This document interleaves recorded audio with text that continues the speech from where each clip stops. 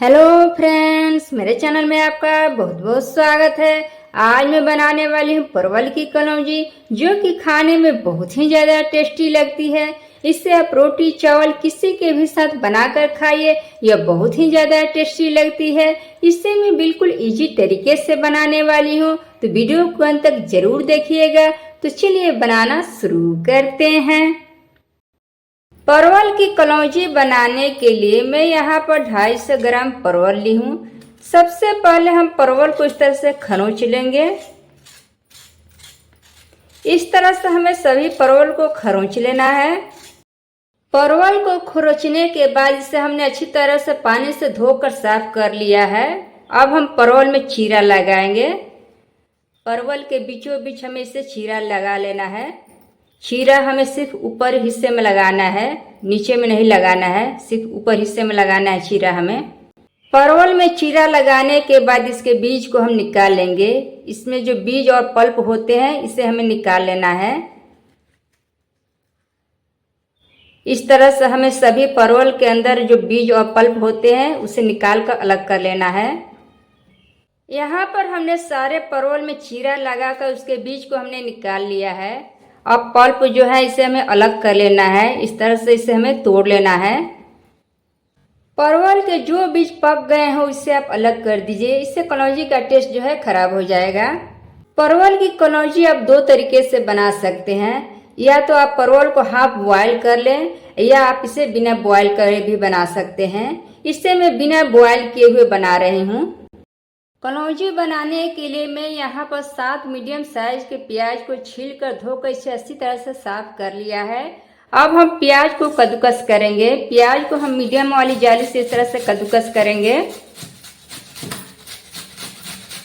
इसी तरह से हम बाकी प्याज को भी कद्दूकस कर लेंगे।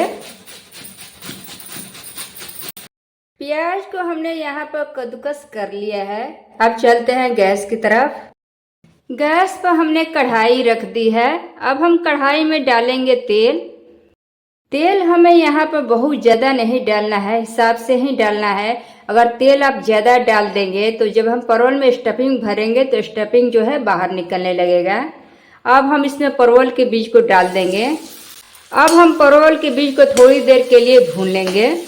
आप परवल के बीज को पीस कर भी डाल सकते हैं, पर कुछ लोगों को परवल के बीज पसंद नहीं आता है, तो अब वह खाते वक्त इस तरह से अगर आप बनाएंगे तो वह अलग कर सकते हैं। अब हम यहीं पर कद्दूकस किया हुआ प्याज डालेंगे। अब हम प्याज को भी परवल के साथ भूनेंगे। प्याज को थोड़ी देर भूनने के बाद हम यहीं पर डालेंगे 1 चम्मच अदरक लहसुन का पेस्ट। अब हम अदरक लहसुन को प्याज में अच्छी तरह से मिक्स कर देंगे। अब हम यहीं पर डालेंगे मसाले। आधा चम्मच हल्दी पाउडर, 2 चम्मच जीरा पाउडर, 1.5 चम्मच धनिया पाउडर, 1 चम्मच लाल मिर्च पाउडर। आप जितना तीखा पसंद करते हैं उस हिसाब से मिर्ची डाल सकते हैं।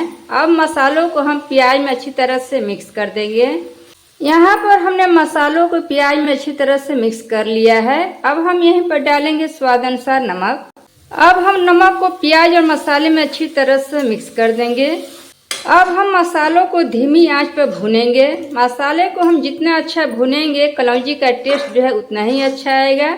आप मसालों को बीच बीच में चलाते रहिएगा ताकि मसाले हमारे जले नहीं। भूनते भूनते मसालों का कलर जो है पहले से चेंज हो चुका है और ये पहले की अपेक्षा थोड़े कम हो चुके हैं। खटास के लिए अब हम यहीं पर डालेंगे आधा चम्मच आमचूर पाउडर। आप आमचूर पाउडर की जगह पर नींबू का रस या आम का पल्प भी डाल सकते हैं। कलौंजी में आप खटाई जरूर डालिएगा क्योंकि इससे टेस्ट बहुत ही अच्छा आता है कलौंजी का। अब इसे हमें लगातार चलाते रहना है ताकि हमारा मसाला जो है जले नहीं। यहाँ पर हमें गैस का फ्लेम एकदम धीमा ही रखना है। मसाले को हमें तब तक भूनना है जब तक मसाले में जो नमी है वो ख़त्म ना हो जाए और इसमें अच्छी सी सोनी सोनी खुशबू ना आ जाए, तब तक इससे मसाले को हमें भूनना है। मसाले हमारे भून चुके हैं। कलौंजी का जो टेस्ट होता है वो मसाले के ऊपर ही निर्भर करता है। आप जितना अच्छा मसाला भूनेंगे कलौंजी का टेस्ट जो है उतना ही अच्छा आएगा। मसाला भुनने की पहचान यह होता है कि भुनने के बाद मसाले का कलर जो है चेंज होता है, यह सुनहरे कलर का हो जाता है और यह कढ़ाई को छोड़ने लगता है और इसमें अच्छी सी सोनी सी खुशबू आने लगती है। इसका मतलब मसाला हमारा भुन चुका है। तो अब हम गैस को बंद कर देंगे। अब हम मसाले को एक प्लेट में निकाल कर इसे ठंडा होने देंगे। मसाला हमारा ठंडा हो चुका है। तब हम मसाले को परवल में भर देंगे। मसाले को परवल के अंदर हमें इसे अच्छी तरह से भर देना है। उंगलियों की मदद से आप इस तरह से अच्छी तरह से इसे पैक कर दें मसाले से। यहाँ पर हमने एक परवल को भर कर तैयार कर लिया है। अब बाकी परवल को भी हम इसी तरह से भर लेंगे। मसाले को आप अंदर तक भरिएगा, तभी जो है कलौंजी का टेस्ट जो है अच्छा आएगा। यहाँ पर हमने सभी परवल को भर कर तैयार कर लिया है। स्टफिंग हमारी पूरी भरी हुई है, देख सकते हैं। स्टफिंग हमारी न तो ज़्यादा हुई है न ही कम हुई है। यहाँ पर हमारे सारे मसाले ख़त्म हो चुके हैं।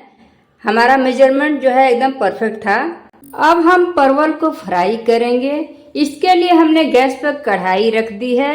अब हम कढ़ाई में डालेंगे तेल। आप जब भी कलौंजी बनाइएगा सरसों के तेल में ही बनाइएगा, क्योंकि कलौंजी जो है सरसों के तेल में ही अच्छी लगती है।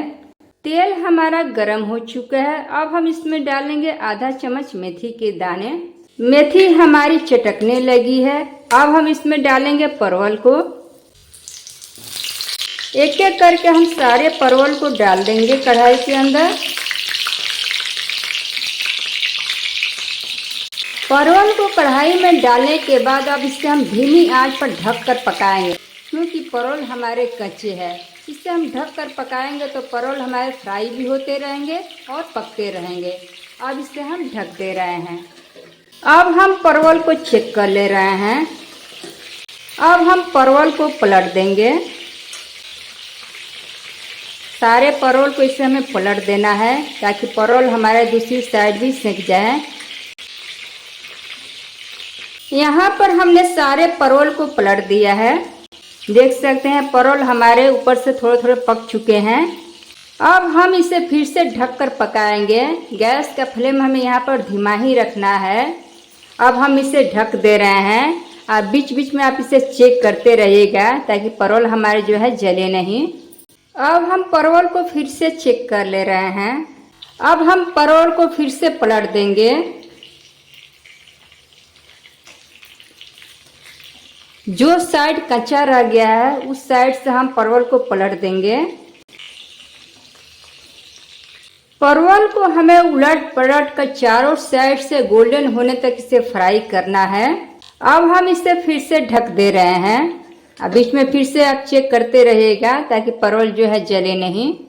परवल की कलौंजी में हमारा गोल्डन सा अच्छा कलर आ चुका है। अब परवल हमारे अच्छी तरह से पक चुके हैं, देख सकते हैं परवल हमारे सॉफ्ट हो चुके हैं। तो अब हम गैस को बंद कर देंगे। कलौंजी हमारी जो है बनकर तैयार है। परवल की बहुत ही टेस्टी सी कलौंजी हमारी बनकर तैयार है। इससे आप रोटी चावल किसी के भी साथ बनाकर खा सकते हैं। यह बहुत ही ज़्यादा टेस्टी लगती है। तो आप भी इसे एक बार ट्राई अवश्य करें। अगर रेसिपी पसंद आती है तो वीडियो को लाइक करें, ज़्यादा से ज़्यादा शेयर करें, ताकि और लोग इस रेसिपी का आनंद उठा सके।